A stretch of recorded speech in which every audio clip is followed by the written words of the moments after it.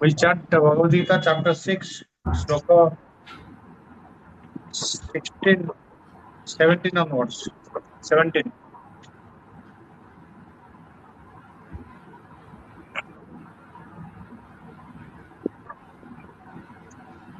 युक्ताहार विहारस्य युक्तचेष्टस्य कर्मसु युक्त स्वप्नावबोधस्य योगो भवति दुःखः यदा विनियत चित्तम् आत्मन्यवतिष्ठते निःस्पृहः सर्वकामेभ्यः युक्त इत्येच्छते तदा यथा दीपो निवातस्थः नेङ्गते सोपमास्नुता योगिनो यतचित्तस्य युञ्जतो योगमात्मनः.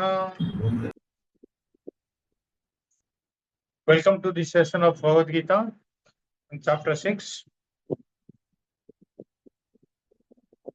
This chapter 6 is now halfway through almost, and we are looking at sloka 9. Yatha dipo nivatastha nangate sopamasmuta. Just as a lamp placed in the windless place does not flicker, and this is a simile used by the mind of the yogi, it doesn't flicker. When the yogi is concentrating, when he's trying to be without the thoughts, he's practicing that yoga, then in that state, it is called yoga matmanam. He is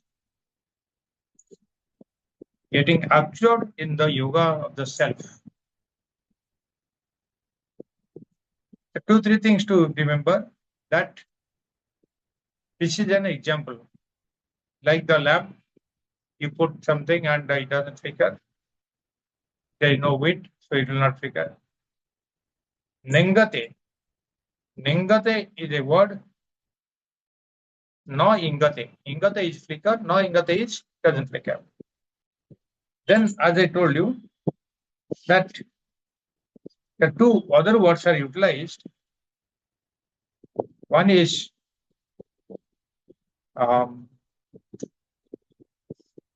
yunjana, and another is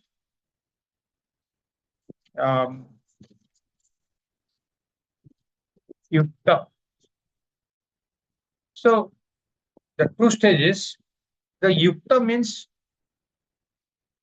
a person who is already established in the yoga Vyasa. He is yukta, already united. He is already into samadhi. Now, other person who is trying to do the yoga Vyasa is called yunjana. Okay, so these are two words that I have to tell you. Yukta is a person who has achieved yoga Vyasa, and yunjana is a person who tries to learn the yoga Vyasa. Okay. Now, while on this topic, when you are saying that the mind, without flickering, without going here and there, it becomes restrained and motionless, thoughtless. Let us do little vichar on this. Vichar means inquiry. As you know, there is one Upanishad called Mandukya Upanishad, and there's a Gaudapadacharya has written Karika on this. So one of the Karikas, it says, Yada na liyate chittam nacha vikshiptate punaha aninganam anabhasam sampannam brahma tadveda. So this is the state that he is trying to analyze. When the mind is without flickering, without going here and there, he is steady, single-pointed, or thoughtless. So it says that thoughtless is but it should not be extinguished. What it means, as I told you, when the lamp is burning, it has two things. One is the heat that is giving out, another is light. Light is the source of knowledge. Okay, so you stop flickering, it is steady, but it is not stopped giving out the light. Same way, when the chitta, the mind, is very single pointed, it should not stop. It should not become dissociated from the source. That means it should be alive. It should not flicker, one thing, but it should be not dead. And also, within itself also you should not flicker. What it means? Yadana liyate chittam. That chitta, the mind, should not liyate means extinguish, should not extinguish. It should not go out at all. Means nacha vikshipyate punah. विक्षेप नहीं होना चाहिए. It should not like mind विक्षेप होता है, not going out. Aninganam anabhasam sampannam brahma tatveda. So that mind is called Brahman, which is steadfast. That state of mind is called Brahman, which is not having the inside within itself, there is no flickering. It means your subtle ego also should be extinguished, should not be there. I think you are not able to understand. Are you able to get? The subtle ego also should not be there. And I will explain to you what is that. Aham. That means when you are in that state of dhyana or samadhi, you should not think that I am sitting on dhyana, I am still doing this samadhi. My samadhi is very good. I am enjoying the samadhi or bliss. That means who is enjoying? I. That means that I is the ahankara. So that ahankara also should go away. But your connection with the pure self should not go away. You are still that true nature, that pure self. So that self is the Brahman. Shankaracharya has made it very clear that even the chitta, when it is steady as this, what you are talking about, the steady chitta, that steady chitta is called Brahman. Nothing else. That chitta itself steady, without ahankara, that itself is Brahman. So in yoga, in Patanjali Yoga, there are two states they have mentioned. One is sampragyata samadhi, another is asampragyata samadhi. So when the mind is in a thoughtless state and established in the changeless Brahman, that is called asampragyata samadhi. So it's a thoughtless state, but established in the Brahman, that is asampragyata samadhi. But when the mind is not entirely arrested, very little bit of flickering is there. It's a partially arrested state. That is called sampragyata samadhi. So the yogi always strives for coming in the asampragyata samadhi state. Whether that is the ideal state or not, we'll discuss also. Whole thing is that when that flame of mind is flickering at the whims and fancies of the mind for some sensuous desires, outward objects, desires are there, something I will obtain or acquire or play or enjoy, all the thoughts come to mind. That is the distraction of the mind. That is the flickering of the mind. But When you arrest the mind, that means when your mind is not flickering, or you are concentrated, you are restrained the mind, then that mind becomes steadily brilliant, becomes a bright mind. But that time you continue to continue to contemplate on the self. When you have arrested the mind, you contemplate on the self.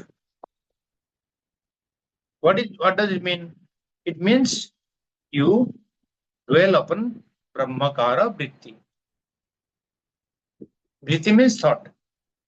In the contrast is that in Yoga Vyasa, we are saying a thoughtless state. In Vedantic meditation, in Nididasam, we are saying that's not a thoughtless state.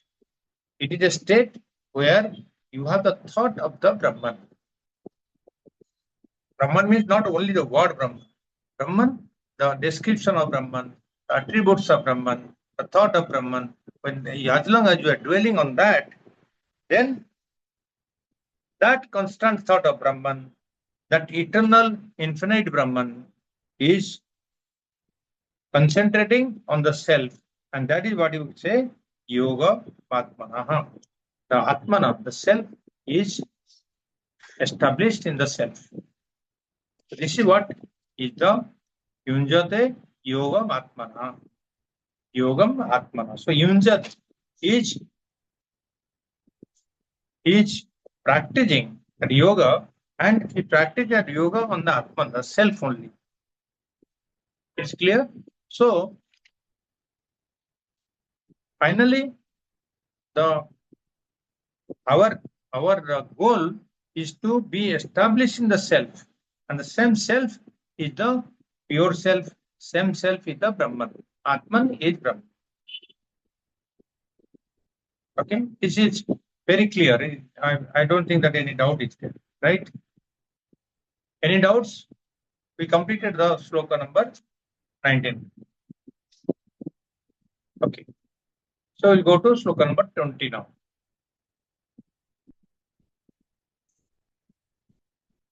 Unmute and chant. Yatto paramate chittam niruddham yoga sevaya yatta chaivatmanatmanam pasyanatmani tusyadi yatto paramate chittam niruddham yoga sevaya yatta chaivatmanatmanam pasyanatmani tusyadi. Yatra means when or where. Uparamate. Yatta paramate means yatra uparamate chittam. Chittam is the mind. Uparamate means uparama. You are quiet. You are quietude. You are attaining a quietude. The mind becomes calm and quiet. When the mind becomes calm and quiet, niruddham yoga sevaya. Niruddham means restrained. Yoga sevaya means by the practice of yoga. When the mind becomes quiet through restraining it, through the practice of yoga, yatra, that means there, cha eva atmana atmanam. So by the self and the self. So what do you do? Pasyan atmani tusyati. You see yourself by yourself, and the self is satisfied. 3 times you have used atmani. You see by yourself the self, and the self is contented. Tusyati. Tusyati means satisfied or contented. Okay. When the mind restrained by the practice of yoga, it attains a quietude, serenity, and wherein seeing the self by the self, he is contented, he is satisfied in his own self. So this is the statement where it is showing that a person practicing yoga, he has restrained his mind flickering, and he becomes calm and quiet. As a result, he becomes contented, happy, and ends bliss. So yatra, when he's saying yatra uparamat, yatra is not a place. Normally where, when, but here the state of the mind. Yatra means when that my state of the mind, and that state of mind is brought about by the practice of the yoga. Through intense practice of yoga, just by sitting for 5-10 minutes, it doesn't matter. Intense practice of yoga, and through the practice of chitta niruddha. That means by restraining the mind. The mind has been fully restrained. It has been controlled. Then only the mind becomes calm and quiet. Just by sitting for a yoga posture, Padmasana or Sukhasana, and then you are thinking something else, where you will go and how will you earn money, or how will you enjoy the things of the world, that will not make the mind quiet. Obviously, the mind is, dissipating its energy in the objects and the people of the world.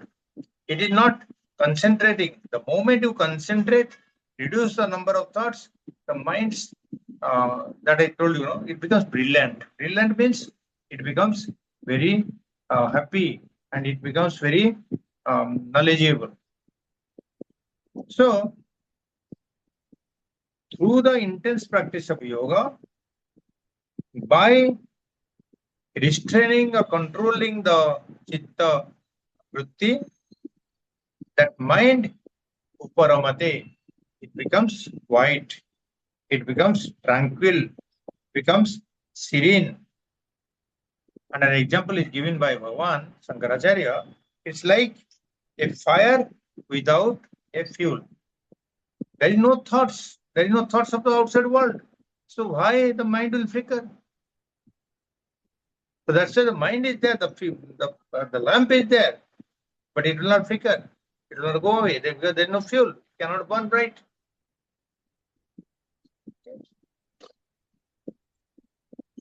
So the mind normally, which is going around, moving around, which is vikshita, that mind becomes concentrated, controlled, and that mind becomes transformed into a state of full restraint. That means there is no more thoughts. There is no modification of thoughts. Thought means what? One thought is there, it makes a branch, go to another thought comes up. You take a thread and go on and on.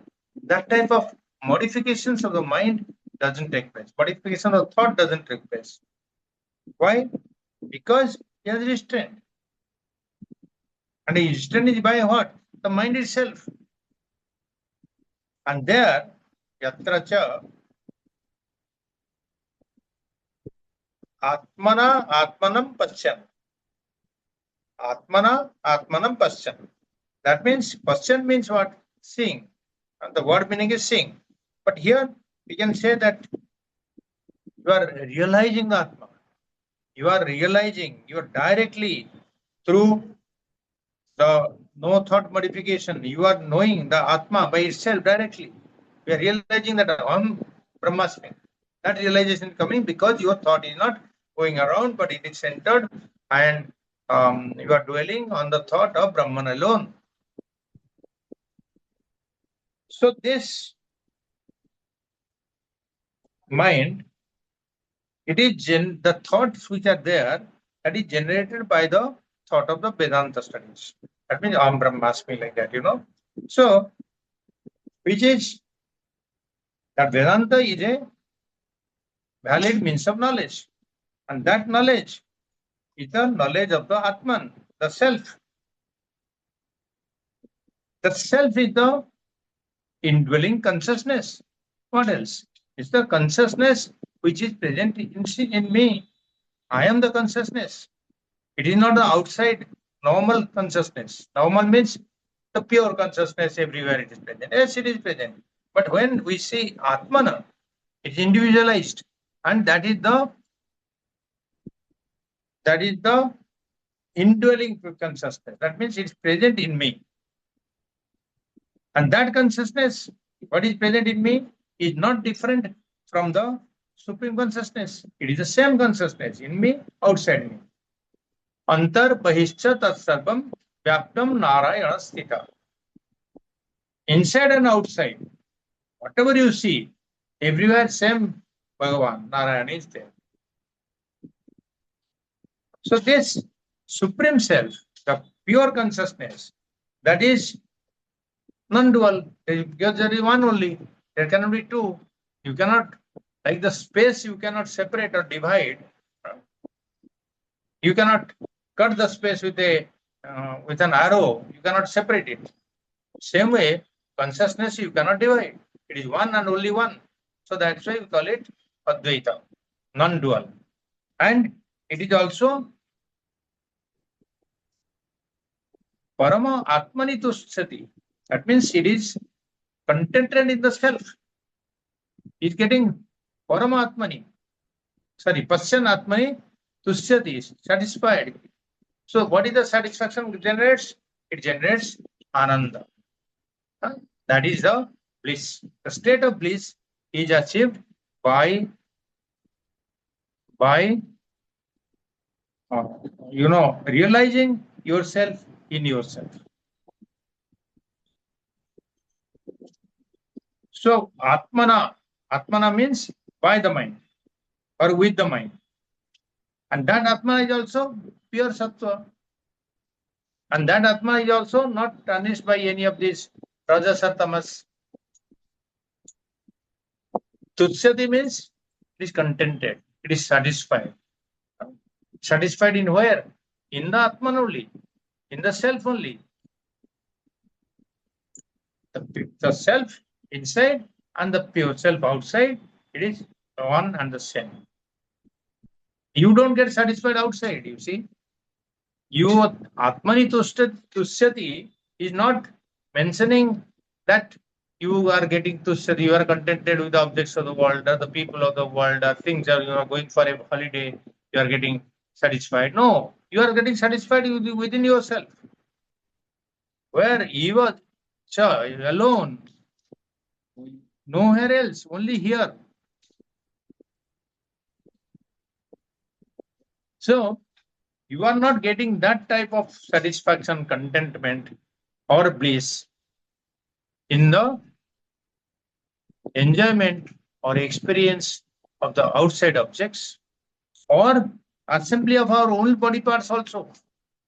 If you think I will enjoy, I have a beautiful, handsome body, I will enjoy, I can think so much, I can hear so much, I can do so much, you will not enjoy that much with your own body parts or body organs or the objects that you have, hundreds and millions of objects that you have around the world. You cannot derive that much of permanent joy what you get from your own.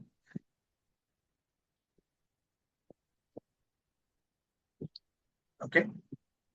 Now, see, all this is Gita is a shastra where it is not differentiating between the what is yoga, what is Vedanta, what is Nyaya, Vaisheshika. No, it is catering to all schools of thought.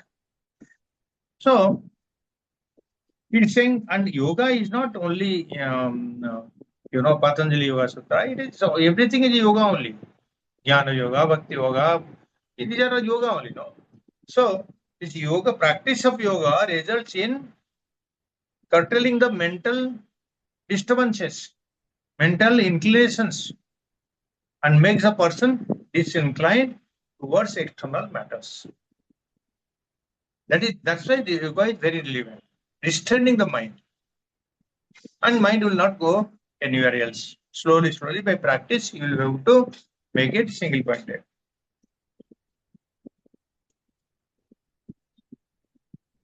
So once The mind is not going to the outside objects or the people or the things of the world. The mind looks for looking at itself. Mind loves to look at itself, and it derives pleasure. It derives contentment from that. So that's why it is saying Atmani Tushyati. In the self, it is being happy, contented.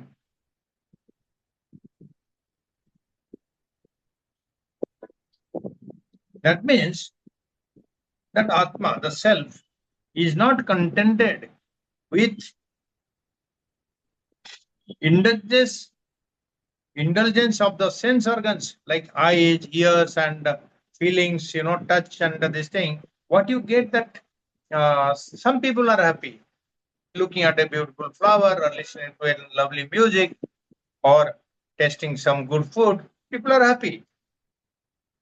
But the Atma, that Ananda that you get, the contentment that you get from within is much greater and permanent.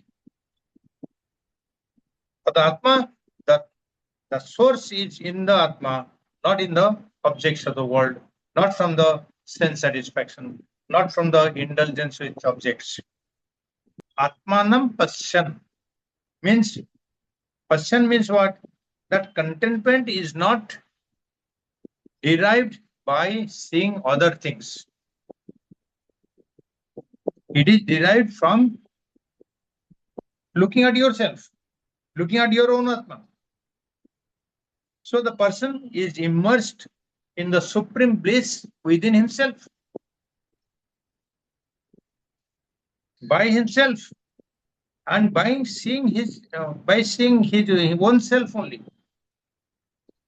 So it is totally eradicating all other thoughts of the objects of the world, of the people of the world, of the things of the world, deriving pleasure from the sense organs or sensuous objects.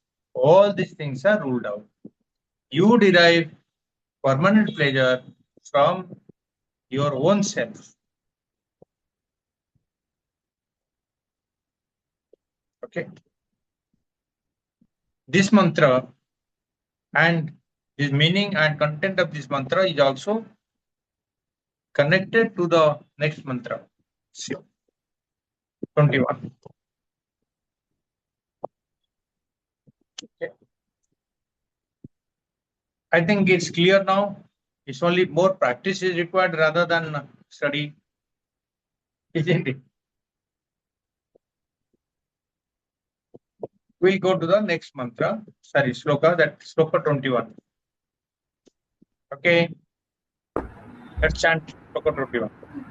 Sukham attantikam yattad buddhimagram atindriyam vetti yatra na chaivayam sthita chalati tattvataha sukhamatmatmikam yattad buddhim agraya atindriyam vetti yatra na chaivayam sthita chalati tattvataha sukham atyantikam yattad.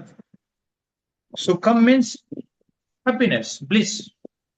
Atyantika Sukham means infinite bliss. We are talking of Atyantika Sukham, infinite bliss. And Yattad, Yat Tat, which is that. What is that? What we are discussing here, that bliss. Buddhi Graham Atindriyam. Buddhi Graham means what?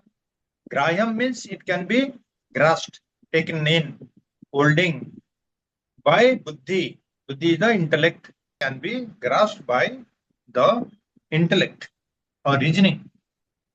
Buddhi Graham Atindriyam. Atindriyam means beyond the senses, transcending the senses. Vetti yatra na chaivayam na cha eva ayam. Vetti means knows. Here, this knows. Vetti yatra na cha eva ayam stitas chalati tattvata. Sthita means established, standing, holding, staying there. Chalati moves tattva from the reality, by reality. The meaning becomes here where one experiences that absolute bliss, which can be grasped by the intellect and which is beyond the senses, and where being established, the person surely does not swerve from the reality. He doesn't go away from the reality.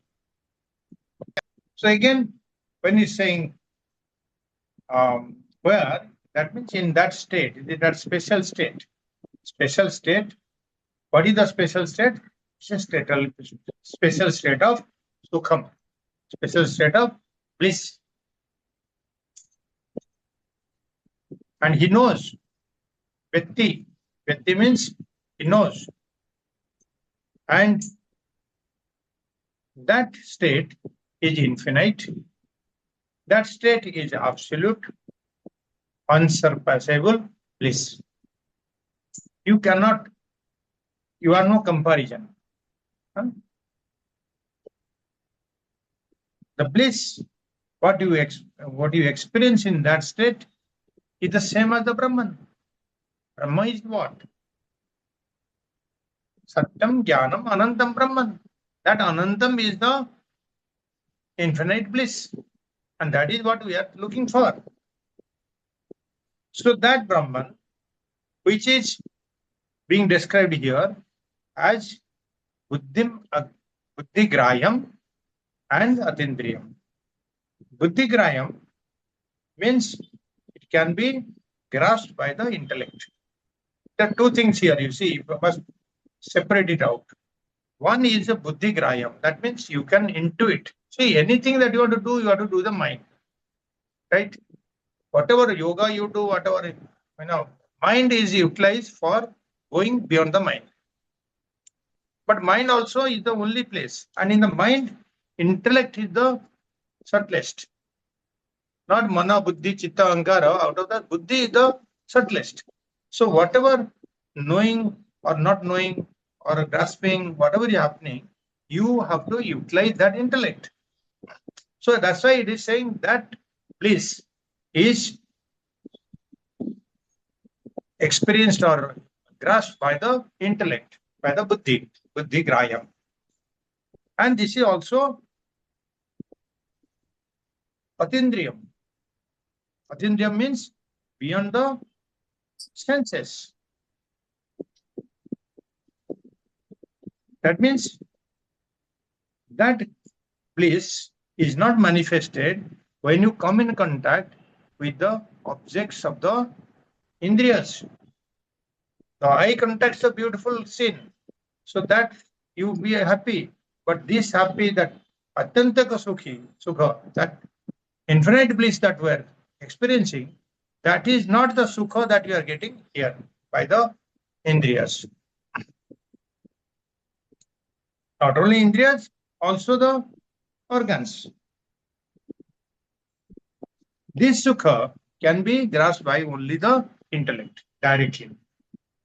It doesn't go through the objects of the world to be grasped by the indriyas, then to the mind, like that. It doesn't take the sequence. It directly, it is intercepted by the intellect. And that intellect must be in a state of sattva.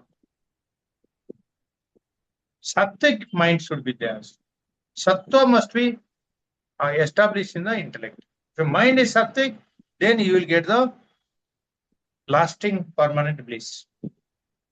Whether your mind is rajasic, you will be thinking of many things. I'll do this work, that will like, I'll earn money here, I'll spend money there, I'll go for a holiday, I'll go for a sightseeing, or I'll go for a marriage party. All these are rajasic. So when the mind is rajasic, it cannot grasp that pure, permanent, infinite bliss. Only when the intellect is sattvic, and it is devoid of rajasic or tamasic. Tamasic means what? It is sleepy, lazy, fine, I'll do it tomorrow, procrastination. All these are tamasic. So only when the mind is sattvic, then the intellect can grasp that pure bliss, infinite bliss.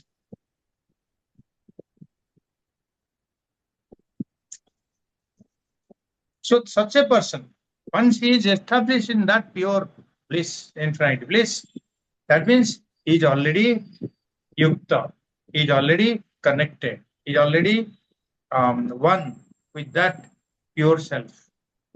So he that reality is one with the reality. He has merged with the reality. And that after that, he will not go here and there. Once realized, always realized. A realized person doesn't fall back. He stays in that state of realization all the time, even though he carries out all his worldly duties. So here, 2, 3 words I'll tell you. The first word is a sukham atyantikam. You must see when you're studying in detail of the Gita, you must understand this. Sukham atyantikam. Sukham is the happiness. Atyantikam sukham when you're studying. Atyantikam is absolute. Here in this, it is used to state that it is the real sukha. It is the permanent sukha. It is the absolute bliss. And the absolute bliss and absolute reality is the same. This is the bliss of the Brahman, Atyantika Sukha. Okay? So then we have the word Atindriyam. Atindriyam means beyond senses, beyond sense subjects. It excludes all the sensual happiness that you derive from sense pleasures, because that sense pleasure, once you get used to it, you will depend on that pleasure. If you like some particular type of sweet, you will continue to ask for that sweet because you are deriving the pleasure from that sweet. Day after day, you will say, I want this rasgulla from this place. Then you are depending on that rasgulla for your pleasure, not for the Atma Sukha. So that's why it is said that forget about this Sukha. This is Atindriyam. Beyond this Sukha, the permanent happiness, the absolute bliss is Atindriyam. Same way it is saying the word Buddhigrayam, as I told, it is Buddhigrayam. It is intuited or grasped or realized by the intellect. When you are saying this, there are 3 things happening. 2, 3 things you see.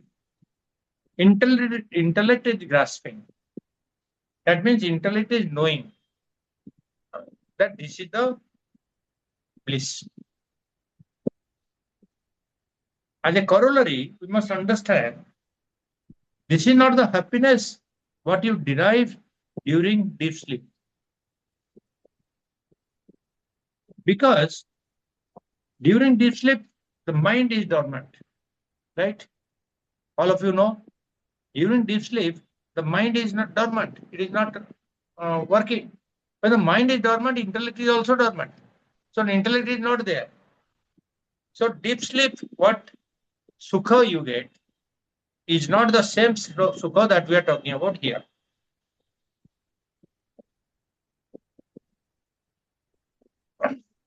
But you get that sukha in samadhi. Because samadhi, your intellect is operational. It continues to be operational in samadhi. In Manduka Karika, one Karika, Gaudapada says, Liyate hi susupte tat nigruhitam na liyate. Nihat liyate hi susupte tat. Liyate. That buddhi in susupti, it is dormant. Nigruhitam na liyate. It doesn't sleep or lose when nigruha karte. In samadhi, when it is controlled, the intellect is working. See, these are the finer points I'm telling. And bliss is yes, absolute bliss, all this talk we make. But this is how the finer points are coming, that when you're sleeping, whatever ananda you are getting, that ananda is not that infinite bliss that we are discussing here. But in samadhi, that ananda you are getting, yes, that is the infinite bliss. Because in the samadhi, your intellect is working. Clear? Is it clear? So, that samadhi, the intellect, verily loses itself in deep sleep. It is dormant. But it does not lose itself when under control, when you are sitting for dhyana or samadhi. But the next question comes, should you enjoy that happiness in samadhi?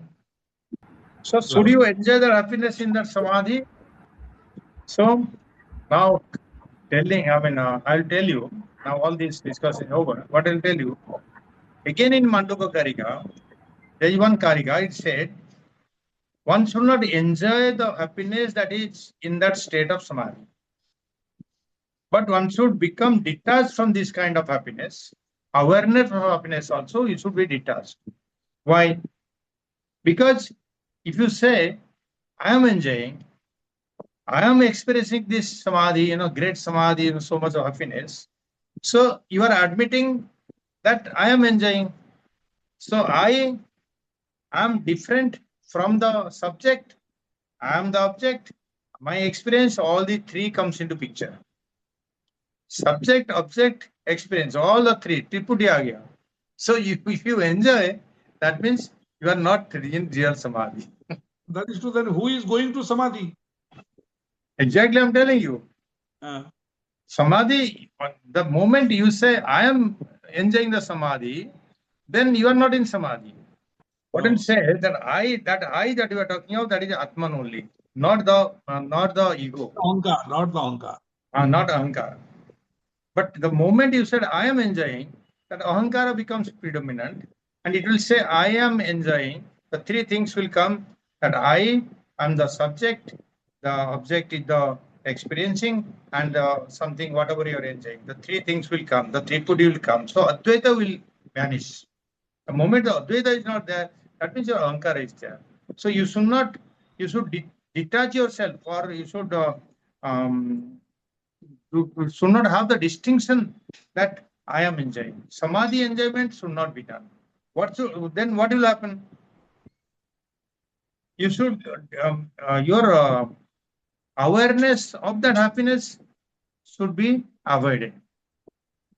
You should not become happy that, oh, I am feeling very good, Sometimes in dhyana also we become like that. Aaj bahut acha ho gaya.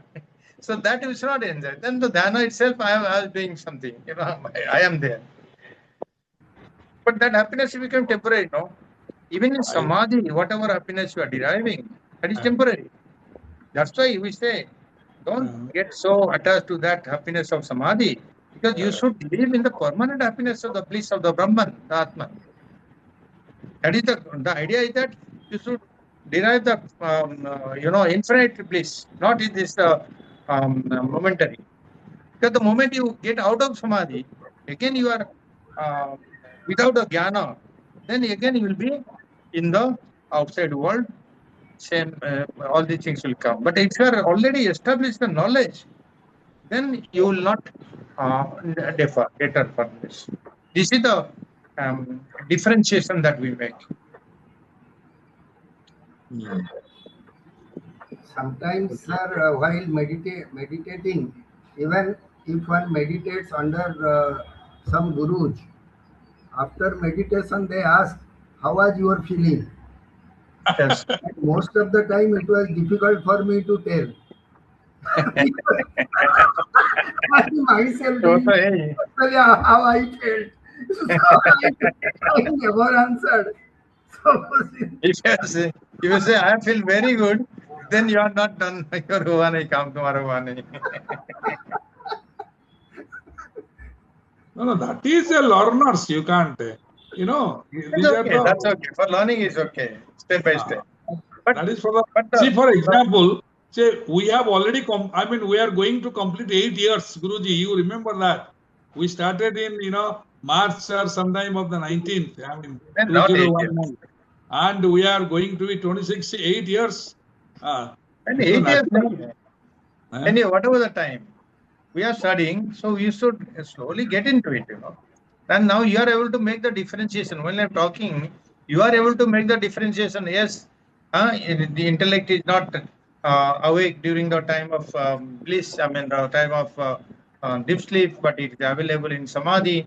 These are the subtle things that you are learning. So you have to, step by step, we are going.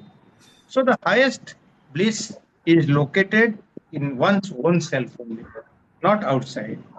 And it is a it is like the liberation itself is the bliss. And beyond, you cannot describe what is bliss. Same way you cannot describe that happiness. So there are three things are coming here. Like that sukha, that bliss. You can experience that happiness in deep sleep. You can also experience that happiness when you are intoxicated, when you are P के मस्त हो गया, then you are also happy. And this happiness is based on tamoguna. It is not intellectual. It's not in the intellect, but tamoguna. So that when it is filled with happiness, tamas, that sukha is not intellectual sukha, and it cannot be called as happiness or the bliss. Same way, when the sukha is derived from sensual indulgences,